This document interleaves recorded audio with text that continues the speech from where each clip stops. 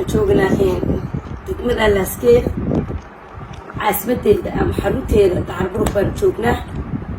gurigii Cawaan joognaa waxa maanta dhacday wax la yaab leh in Cawaan wax weeyaan gudoomiyihii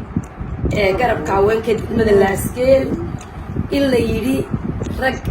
waaweyn isku soo agsawireen intay salaameen inantii ay isku soo agsawireen markaasay soo galiyeen gudoomiyihii oo gashay saamiyaaba ka aragtay waxaan leeyahay inantii wataas afkeedana way ku hadashay waana idin ag taagantay waxaan leeyahay inamadayada war xisbigana been ha ka iibinina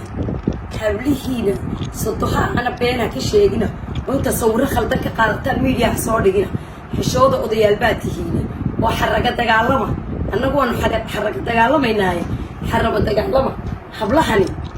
waa lafdhabartii xisbiga geed Laaskeedna waa lafdhabarta xisbiga kulmiye